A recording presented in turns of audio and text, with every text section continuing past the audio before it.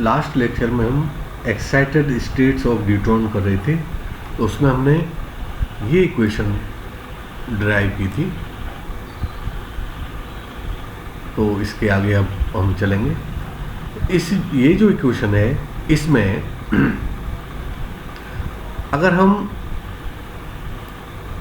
Nuclear force की range, वैसे तो न्यूक्लियर फोर्स की रेंज 2.2 से 3 फर्मी होती है, लेकिन पिछले लेक्चर में आपने देखा होगा, पिछले से पिछले लेक्चर में हमने न्यूट्रॉन की रेडियस निकाली थी और वो न्यूट्रॉन की रेडियस आई थी 4.3 फर्मी।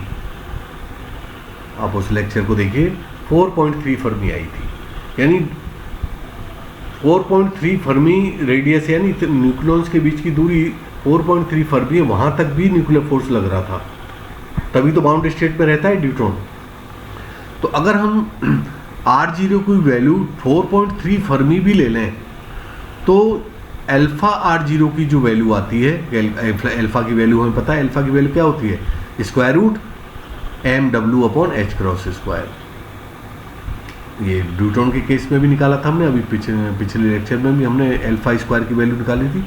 तो जो अल्फा R0 की वैल्यू होगी वो होती है लेस देन 1। अगर न्यूक्लियर फोर्स की रेंज 2 या 3 फर्मी ले लेंगे तब तो एक से कम होगा ही होगा, लेकिन R0 की वैल्यू 4.3 फर्मी भी ले लें तो भी अल्फा R0 की वैल्यू 1 से कम आती है। ठीक है, एक चीज़ तो ये हो गई। और अल्फा R0 की इस वैल्यू के लिए जो ये एक्सप्रेशन है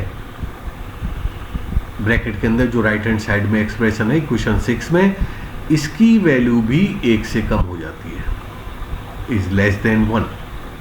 यानी जो ये एक्सप्रेशन है, अगर अल्फा R0 की वैल्यू 1 से कम हो तो इस एक्सप्रेशन की वैल्यू भी 1 से कम होती है। यानी फॉर R0, अगर R0 को हम 4.3 फर्मी भी ले लें तो अल्फा R0 की वैल्यू 1 से कम होती है। And for this value of alpha R0, the expression in the bracket on right hand side of equation 6, expression in the bracket of right hand side, यानी ये right hand side है of equation 6 is less than 1, ये भी 1 से कम होती है। Alpha R0 की value अगर 1 से कम है तो इस पूरी एक्सप्रेशन की वैल्यू भी 1 से कम होती है। और हमें पता है न्यूट्रॉन के केस में हमने देखा था कि अल्फा अपॉन के, इसकी वैल्यू भी 1 से कम आती। अल्फा अपॉन के की वैल्यू क्या आई थी, इसको अब याद कीजिए, स्क्वायर रूट क्या आया था, square root W/V0। W/V0, W क्या है, बाइंडिंग एनर्जी, और V0 क्या है, पोटेंशियल वेल की डेप्थ। बाइंडिंग एनर्जी होती है 2.25 फर्मी, 2.25 MeV, और पोटेंशियल वेल की डेप्थ होती है 36 MeV। तो ये वैल्यू भी 1 से कम है और ये वैल्यू भी 1 से कम है। दोनों का जब प्रोडक्ट होगा तो वो और भी कम हो जाएगा। यानी कुल मिलाकर जो राइट हैंड साइड है इस इक्वेशन की, वो लगभग 0 हो जाएगी। लगभग 0, एग्जैक्टली 0 नहीं होगी, लेकिन लगभग 0 होगी। और इस साइड को हम इधर मल्टीप्लाई कर दें 0 में, तो क्या मिलेगा हमें, JL-1 KR0 इज रफली इक्वल टू 0। ठीक है, समझ में आ गया। सबसे पहली बात, हमने R0 की वैल्यू 4.3 फर्मी ले ली, क्योंकि इस न्यूट्रॉन की रेडियस इतनी होती है। तो वहाँ तक तो हम न्यूक्लियर फोर्स की रेंज अगर ले लें, मैक्सिमम रेंज, तो भी अल्फा R0 की वैल्यू इज लेस देन 1। और अल्फा R0 की वैल्यू लेस देन 1 होने पर ये जो वैल्यू है पूरी ब्रैकेट के अंदर, इसकी वैल्यू भी लेस देन 1 और ये वैल्यू भी लेस देन 1। दोनों का प्रोडक्ट होगा तो और भी कम हो जाएगा, यानी 0.1। फॉर एग्जांपल ये 0.1 है, ये भी 0.1 है, दोनों का प्रोडक्ट करेंगे तो क्या हो जाएगा, 0.01, यानी बहुत कम हो गई। तो ये भी कम है 1 से, ये भी कम है, तो दोनों का प्रोडक्ट और भी कम हो जाएगा। तो लगभग इस राइट हैंड साइड को लगभग 0 मान सकते हैं हम। और जब इस डिनोमिनेटर का इधर मल्टीप्लाई करेंगे तो वो भी 0 हो जाएगा। 0 into something is equal to 0। तो ये जो वैल्यू है JL-1 KR0 इज रफली इक्वल टू 0, ये वैल्यू आ गई। J L minus one K R zero is रफली equal to 0।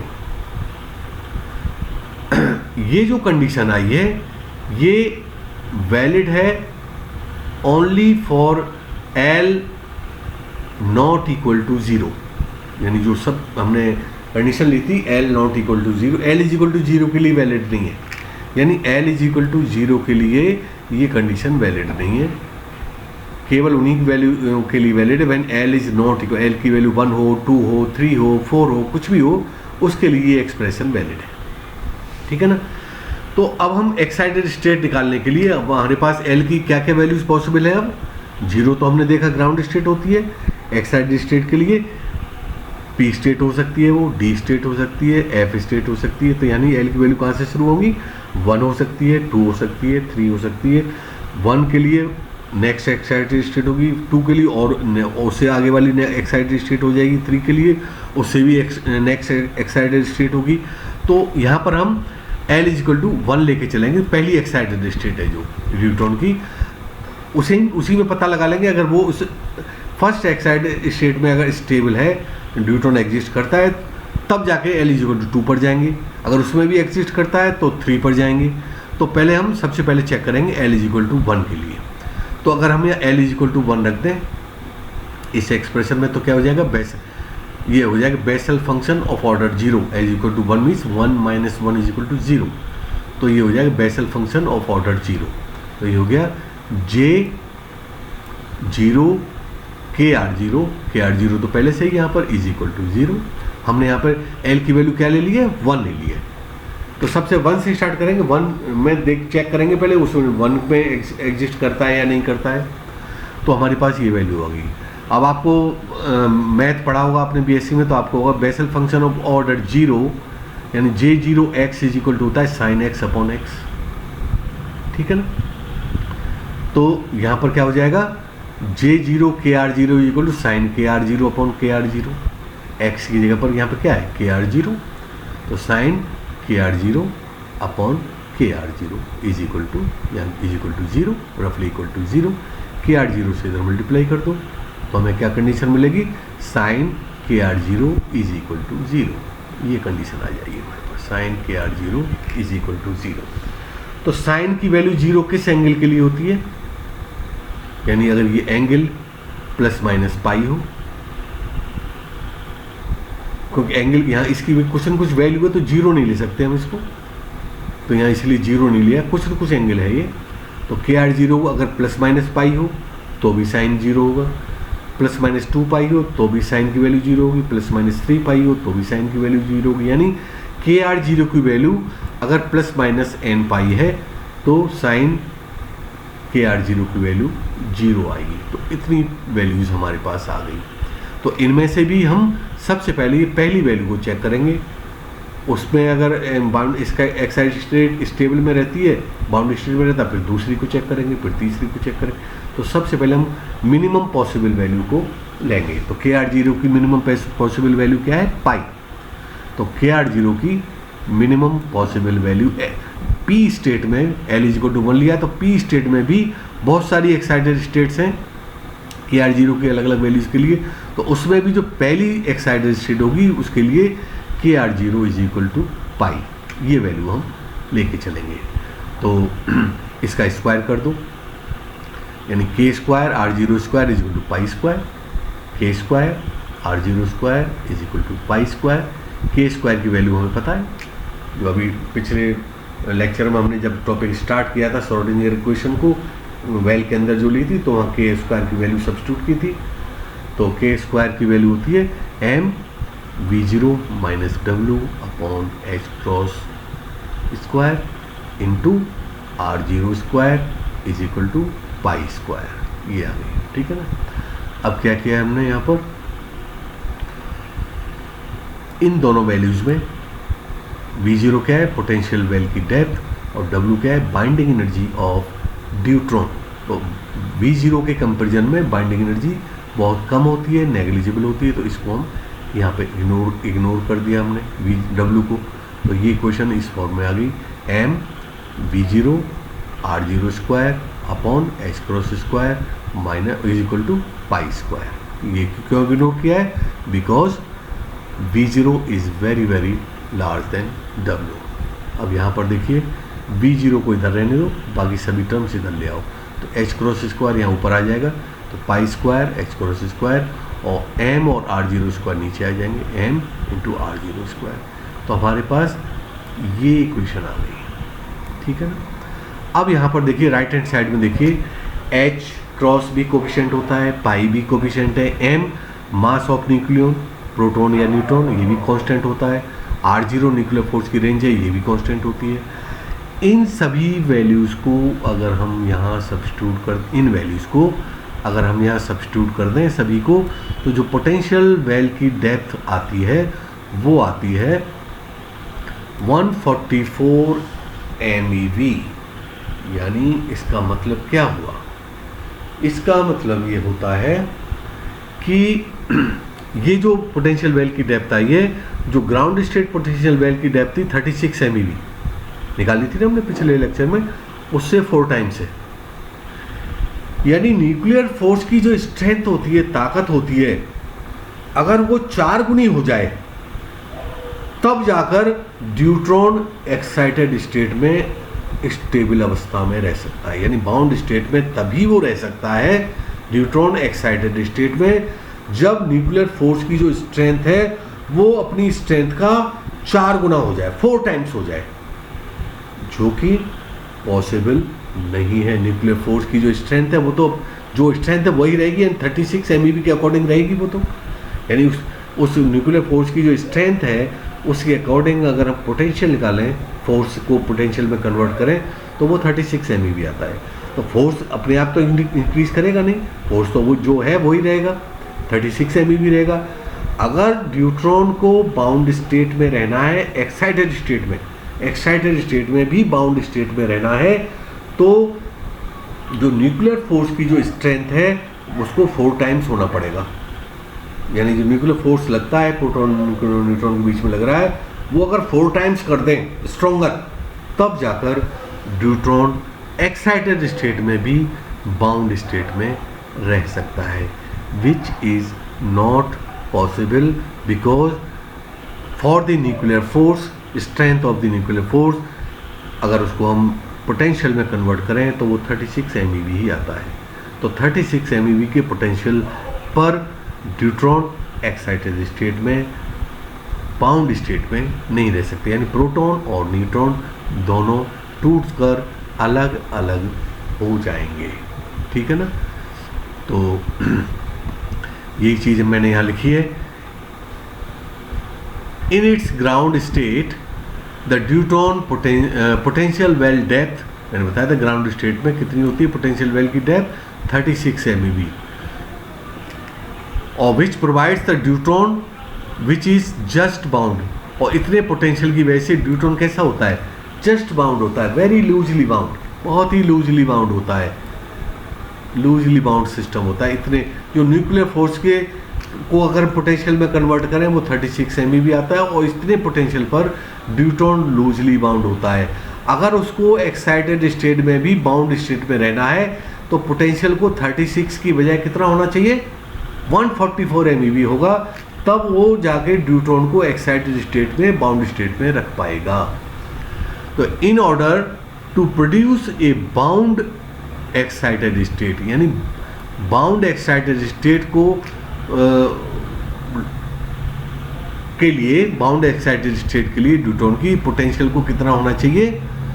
Potential depth must be considerably large, यानी उसको 144 MeV के आसपास होना चाहिए पोटेंशियल वेल की डेप्थ को, तब जाकर वो एक्साइटेड स्टेट में न्यूट्रॉन को बाउंड रख सकती है, which is not possible as compare to the ground state potential. The well depth available for neutron is only 36 MeV, क्योंकि पोटेंशियल जो न्यूक्लियर फोर्स लगता है उसके अकॉर्डिंग उसको अगर कन्वर्ट करें पोटेंशियल में तो वो केवल 36 MeV आता है। इससे ज़्यादा पोटेंशियल लग ही नहीं सकता न्यूट्रॉन प्रोटॉन के बीच में। जब इससे ज़्यादा पोटेंशियल लग नहीं सकता और चाहिए कितना बाउंड स्टेट में रखने के लिए 144, और लग कितना रहा है 36, तो क्या ये बाउंड स्टेट में रख सकता है एक्साइटेड स्टेट में? नहीं रख सकता। Therefore for deuteron there is no bound excited state for L is equal to 1, यानी L इज इक्वल टू 1 के लिए, यानी P स्टेट के लिए ड्यूट्रॉन, यानी जो P स्टेट जो एक्साइटेड स्टेट है वो ड्यूट्रॉन, उस स्टेट में ड्यूट्रॉन बाउंड स्टेट में नहीं रह सकता। अभी तो हमने L इक्वल टू 1 लिया था, अब L इक्वल टू अगर 2 ले लें हम, तो जो ये पोटेंशियल वेल की जो डेप्थ आएगी इससे और ज़्यादा हो जाएगी। L इक्वल टू 3 ले लें तो उससे और ज़्यादा हो जाएगी, यानी जो पोटेंशियल वेल की डेप्थ है ये बढ़ती चली जाएगी L की वैल्यू जैसे जैसे हम बढ़ाते चले जाएंगे। और जबकि पोटेंशियल जो अवेलेबल है हमारे पास वो कितना है?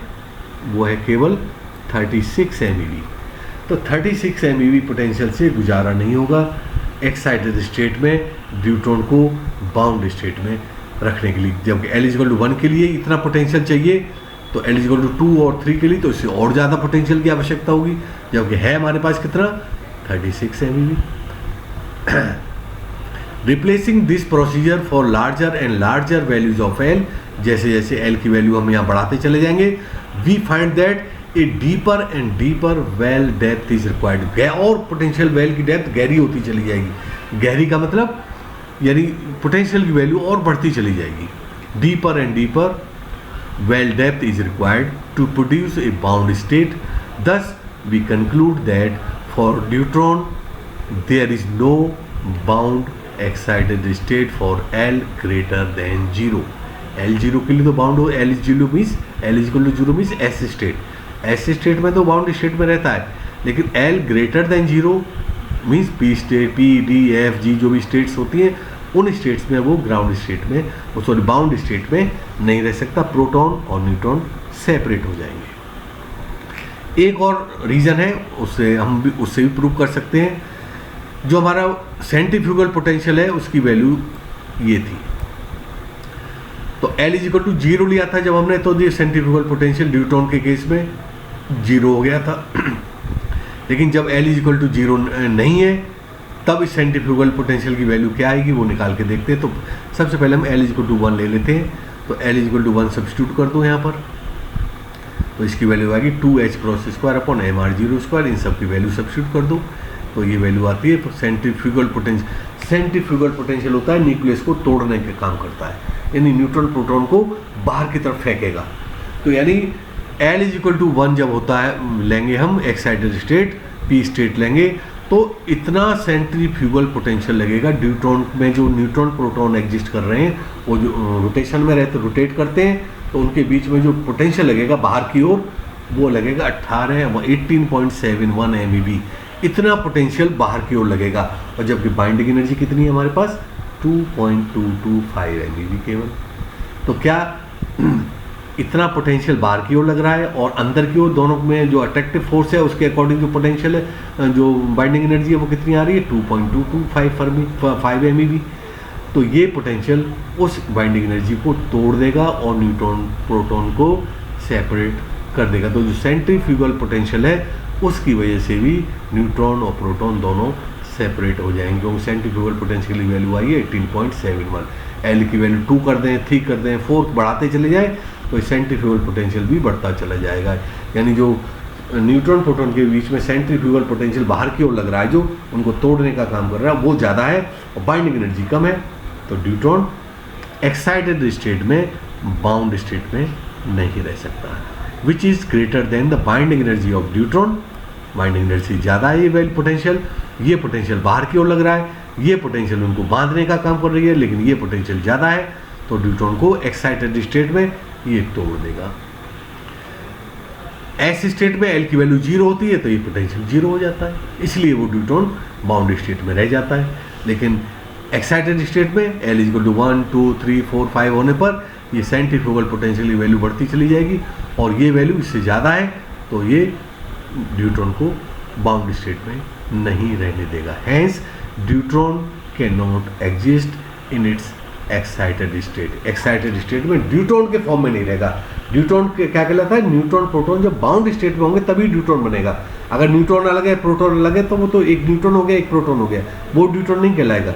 न्यूट्रॉन तभी बनेगा जब दोनों बाउंड स्टेट में होंगे, यानी न्यूक्लियस का निर्माण करेंगे तभी वो बाउंड स्टेट में होंगे। और न्यूट्रॉन बाउंड स्टेट में, अगर वो एक्साइटेड स्टेट में है तो वो बाउंड स्टेट में एग्जिस्ट नहीं करेगा। ठीक है।